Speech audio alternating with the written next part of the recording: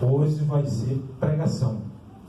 Sabe qual é a diferença entre ensino e pregação? O ensino você ouve e vê Deus falando, e quem sabe você aplica ou não depois de algum tempo.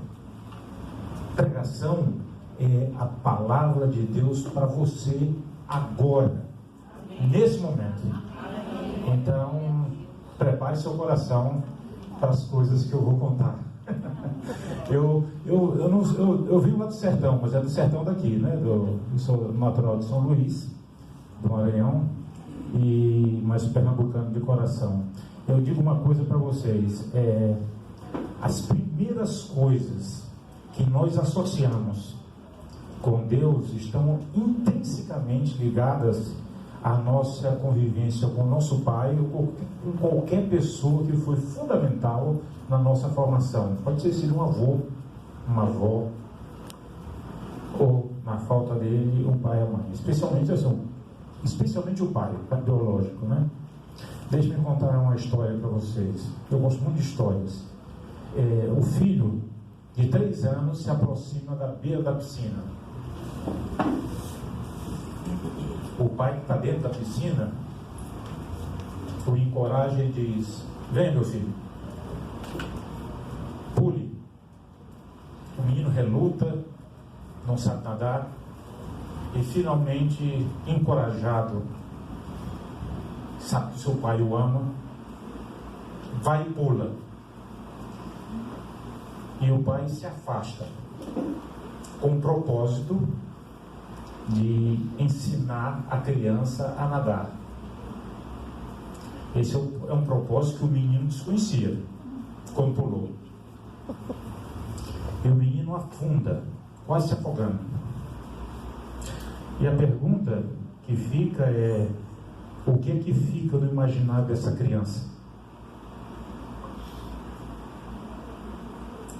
Ou do menino que o pai promete trazer um presente toda vez que viaja, e repetidas vezes ele não traz.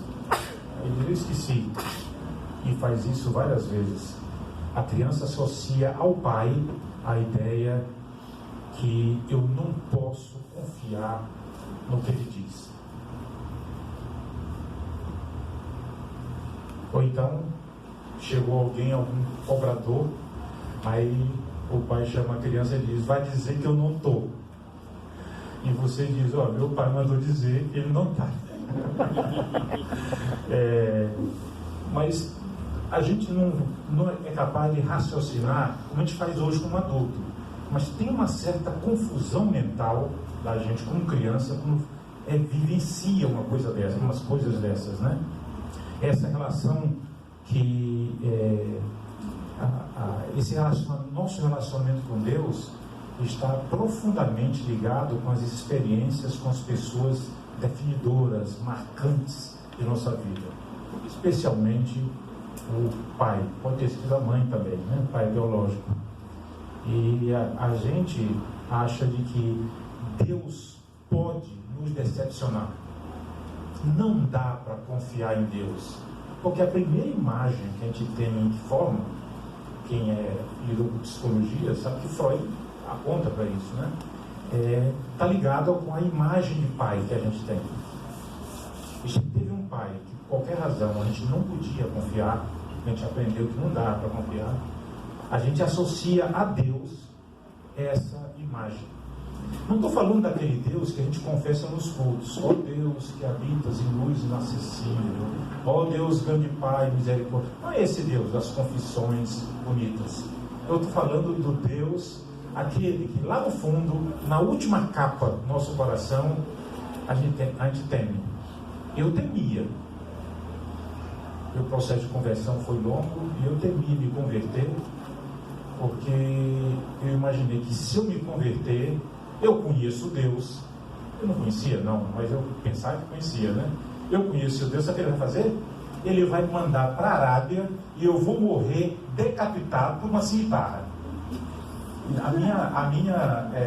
Todas as vezes que eu vejo um daqueles caras todo coberto de uma espécie de burca de homens, uma espada, uma cimitarra, aquela espada enorme, ele cortando a cabeça de alguém, eu sinto que é um temor primal, um temor de infância, e faz, quero essa imagem, Deus vai me pôr nessa prova.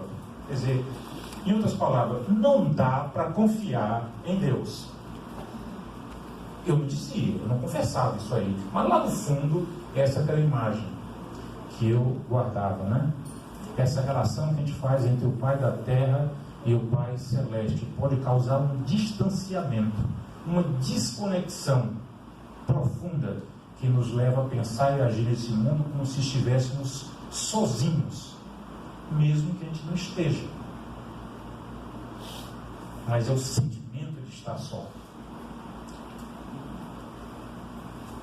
Isso nós damos o nome de espírito de orfandade.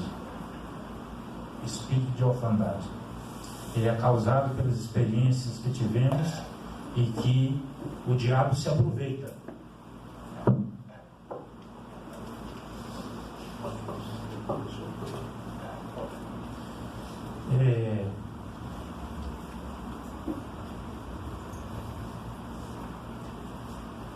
O diabo se aproveita. Satanás, você sabe, foi o primeiro órfão, por livre e espontânea vontade. Não foi decisão do pai dele, né? Ele decidiu ser e faz questão de nos tornar, nos imbuir desse espírito de orfandade. Ele deseja e trabalha insistentemente para nos afastar de nosso Pai Celestial, que nos deu esse direito de sermos chamados filhos dele através do sacrifício de Cristo Jesus. Se você teve aquele tipo de experiência com seu pai biológico ou pessoas significativas, a primeira coisa que eu queria falar para você agora, hoje, por isso que eu falei que é pregação, não é ensino, você não está só. E segundo, mesmo que você tenha projetado isso para Deus, há esperança para você. Como há esperança, houve esperança, tem tido esperança para mim. Mas ainda, você não só pode ficar livre de orfandade espiritual. A grande notícia para hoje à noite é: Deus pode transformar essa sua fraqueza em bênção para os outros. Vocês estiveram aqui na segunda-feira? Abençoar, ser abençoado para abençoar outros. Isso foi algo significativo, muito pessoal para mim. Meu problema não foi com meu pai, foi com a minha mãe. E minha mãe, eu sou o mais velho, e meus irmãos reconheciam que eu era o mais querido, o protegido. Eu detesto até hoje, esse era só porque eu não estava com fome. Guisadão, que era a grande alegria da minha casa quando tinha um guisadão, mas eu detestava e detesto até hoje guisadão. Minha mãe fazia um assado na grelha para mim. E o pessoal, olha, tá fazendo isso mais querido e tal. Eu sentia que ela tinha um cuidado especial por mim. Mas na hora que ela me disciplinava, na hora que ela batia, eu, como criança, sentia ódio no olhar. Mais tarde eu fui entender por quê, devido à educação terrível que ela teve. E eu, como criança, eu não elaboro essas coisas mais racionalmente como eu faço agora como adulto. Como criança eu ficava sem entender. Ela não deve me amar. E esse ódio vem de onde? E quando Deus me libertou disso, eu comecei a ser usado para abençoar outros que tiveram passado ou que passaram pela mesma situação que eu tinha passado. Essa que é a bênção. Deus não só lhe libera de orfandade espiritual, naquilo que você era fraco e débil, Ele vai fazer você uma bênção. Você vai abençoar outros. Tem um livro chamado O Curador Ferido, de Henry Nouwen. E ele fala exatamente isso. Ele diz: a gente é capaz de ministrar melhor nas áreas que a gente foi ferido. A gente mesmo. Então, essa coisa que você diz, isso é um atraso na vida desse cidadão aqui, ou dessa cidadã, sabe? Isso é um atraso, isso me põe para trás. Deus pode lhe curar, e a grande sacada celestial é não só lhe curar, lhe tornar abençoador exatamente nessa área. Sabe por quê? Você sabe onde o calo aperta. Você sabe. Você podia ser muito intransigente com os outros, mas quando você sentiu isso, você sabe como tocar as pessoas. Porque você sentiu isso na pele. Essa é a grande bênção. É não só ser livre, mas ser abençoador. E essa é a mensagem de Deus para você hoje. Deus pode se tornar o arquiteto da sua, não o grande arquiteto do universo, como os maçons dizem, mas o arquiteto da sua identidade. A sua identidade. Deus pode ser o arquiteto.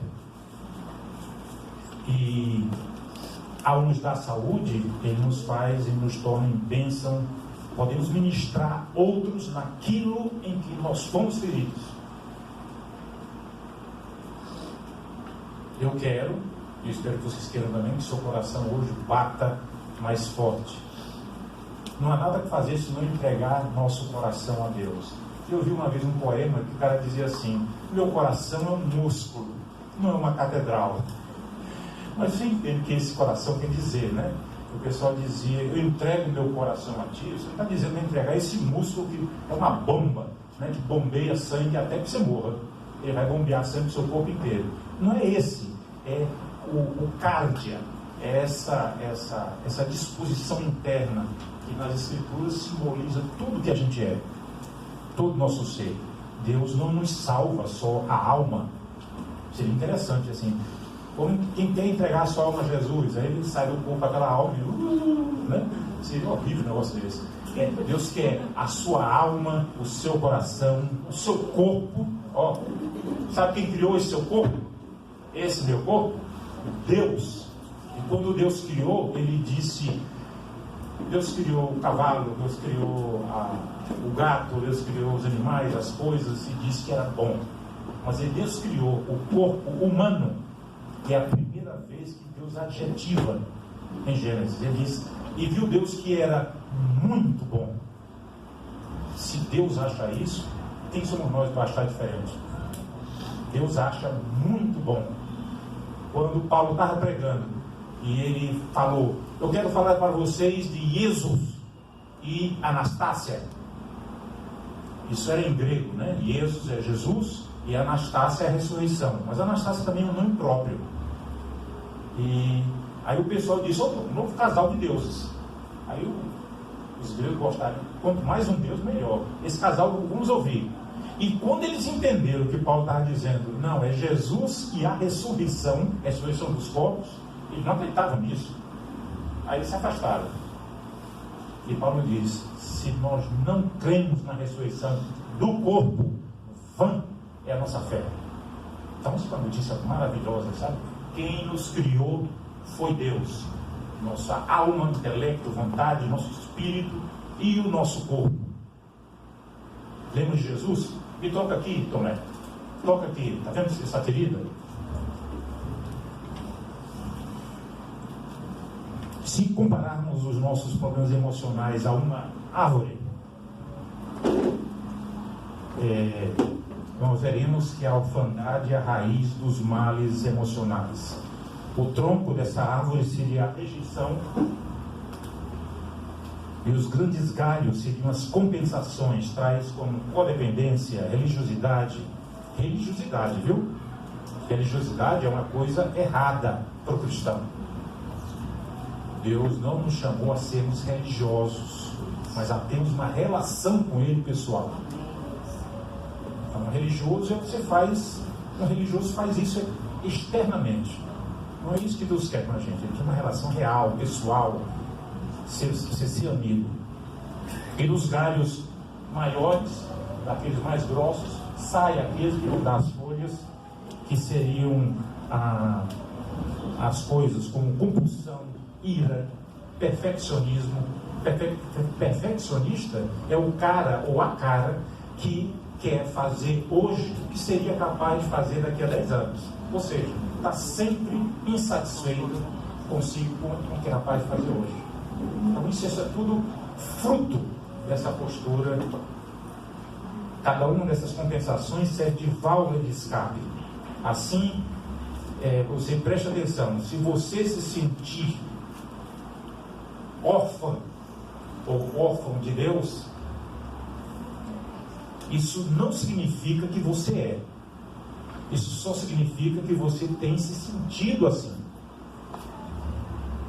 A cura, tudo isso por conta dos bloqueadores que impedem a paternidade de Deus.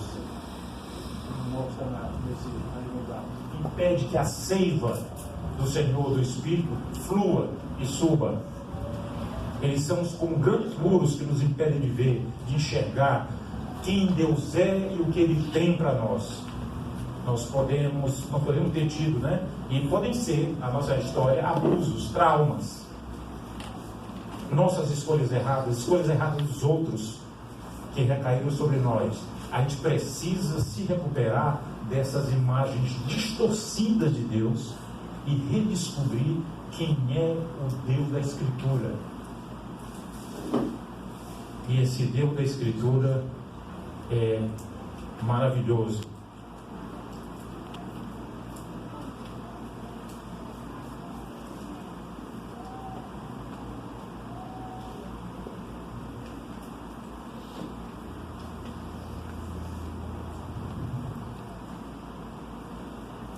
O grande objetivo do 30 semanas é esse: trazer a identidade verdadeira a cada um de nós, identidade de filhos amados. Vejam, Jesus, antes de começar o ministério, passa 40 dias no deserto. Aí depois chega, e o diabo foi tremendamente tentador. O diabo chega para ele e diz assim: tu não vieste aqui salvar o mundo? O mundo jaz em mim. O mundo não jaz maligno? Todos estão comigo. Tu vai ter todos, eu te dou agora, todos, se você fizer uma pequena genuflexão. Você sabe o que é genuflexão, né? Se ficar de joelhos diante de mim. Você vai ter tudo que você veio fazer aqui na terra, sem cruz. Misericórdia. Nós sabemos a resposta de Jesus, né? Não. E ele sabia que tinha cruz esperando por ele, né?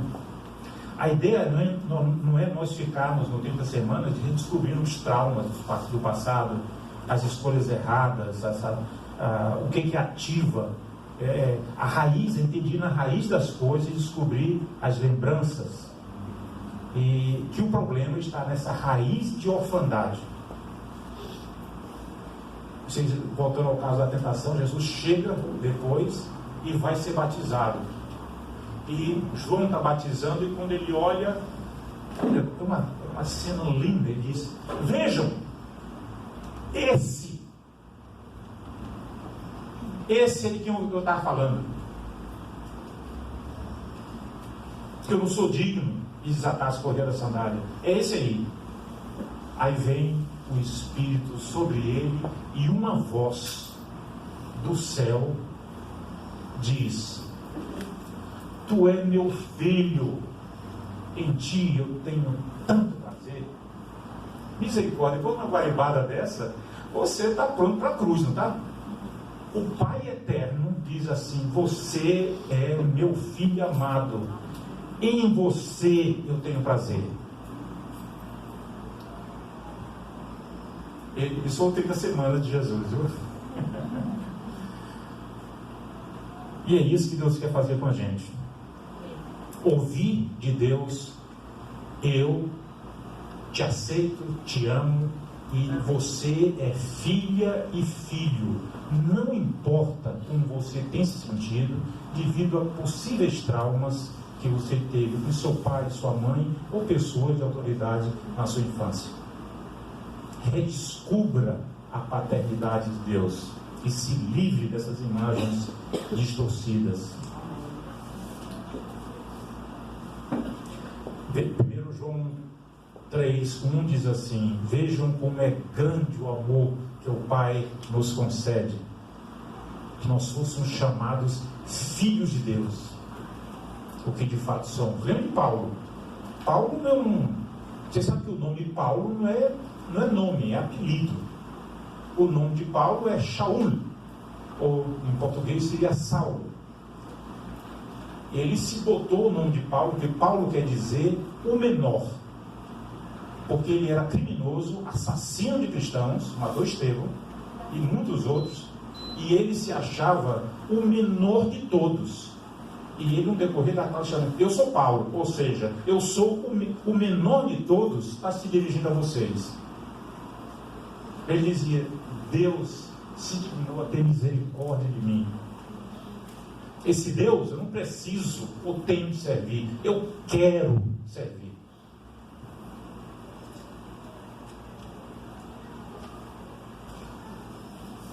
Deus quer trazer saúde para você, iniciar e continuar o processo de santificação, e você vai precisar de fé e esperança.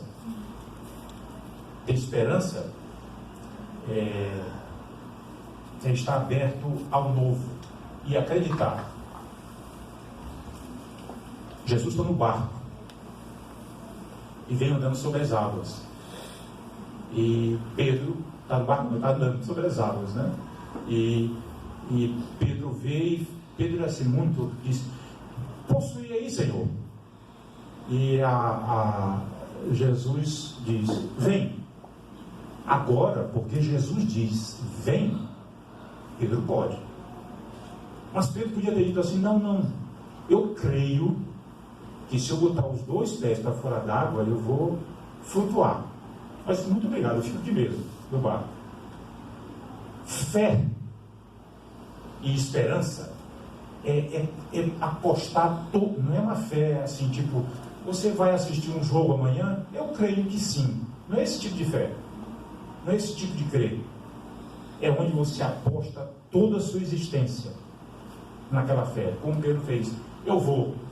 E depois a gente não sabe o que ele pensou, mas ele foi, caminhou, e depois isso é joia, né? Ele começou a afundar.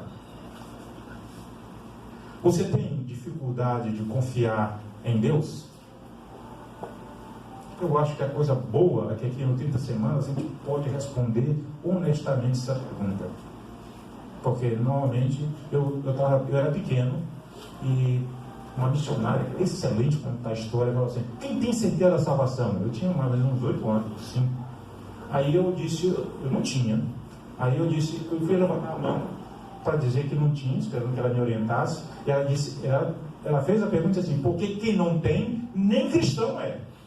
Aí eu botei a mão para baixo, porque eu sou louco de dizer, quer dizer, eu não sabia na época que certeza da salvação é algo que o Espírito põe no seu coração, não é algo que você inculca na mente, né?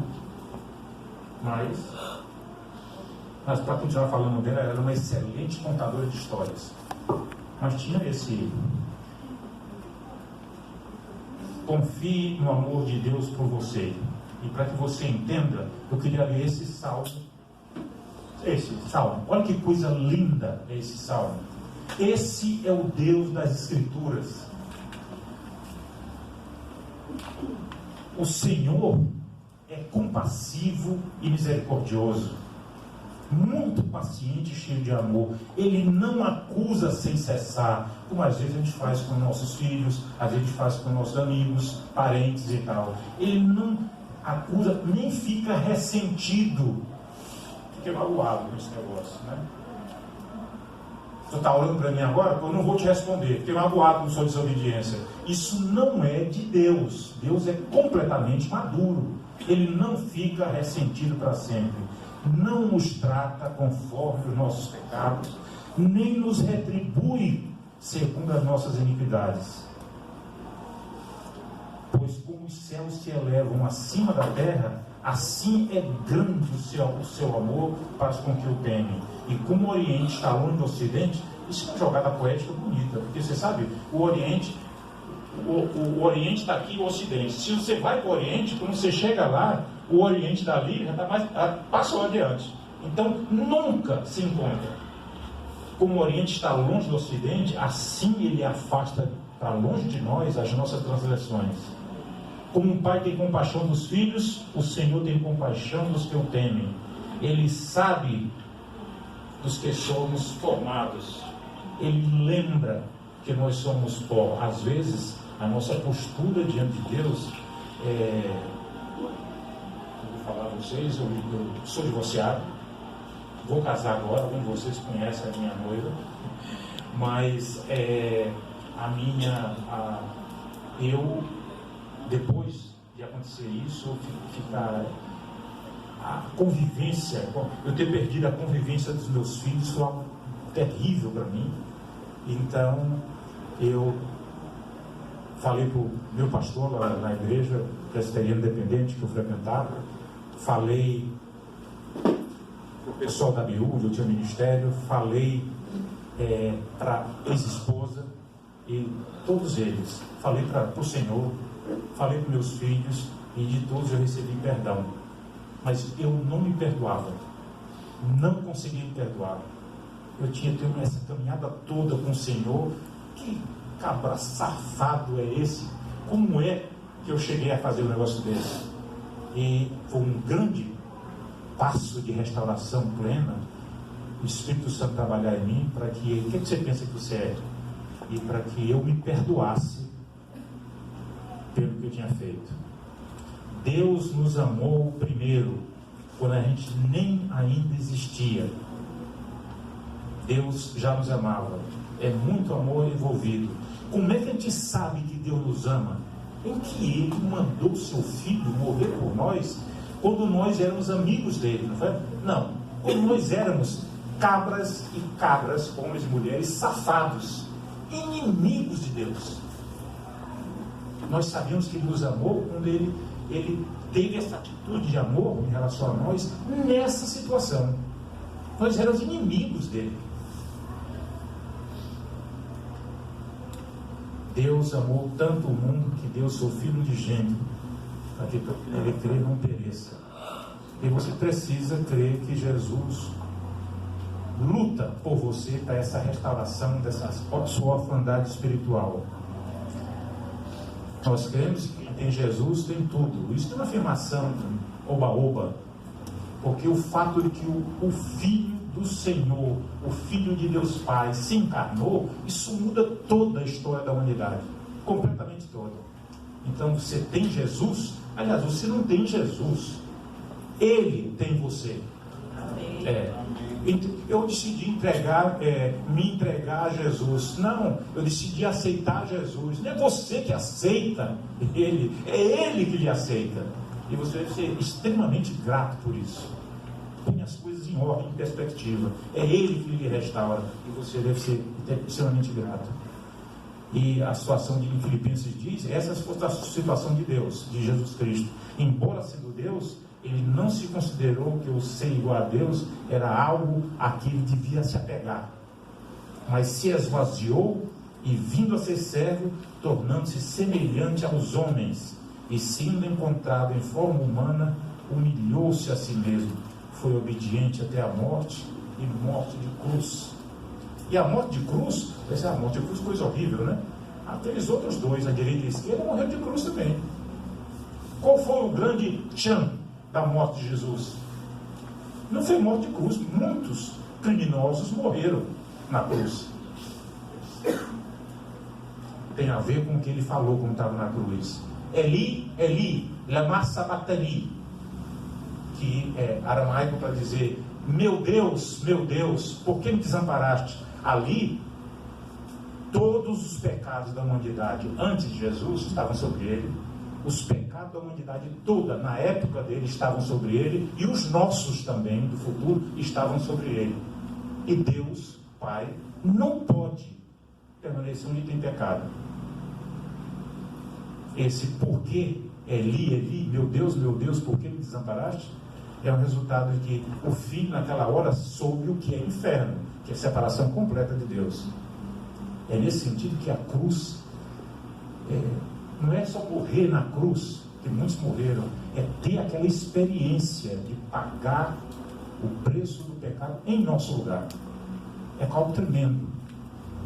Você, diante disso, é por isso, o Tiago, ao dizer isso, é que Paulo diz, sabe qual é a glória do cristão? Onde é que eu encontro a glória de Deus?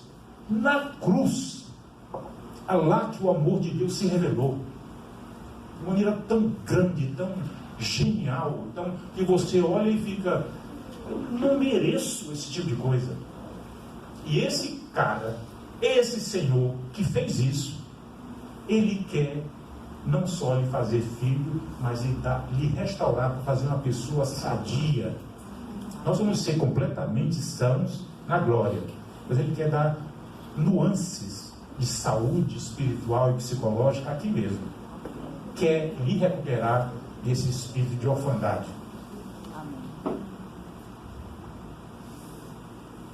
Você precisa crer que alguém está muito interessado na sua vitória, e esse alguém é Jesus. Lá diz, Efésios 1:3, bendito seja o Deus e Pai de nosso Senhor Jesus Cristo, o que nos abençoou com todas as bênçãos espirituais nas regiões celestiais em Cristo. Confie que com a ajuda de Deus você pode mudar. Você pode se livrar dessa espírito de orfandade. Enfrentar as provações não será mais fácil. Abandonar os velhos e maus hábitos também não.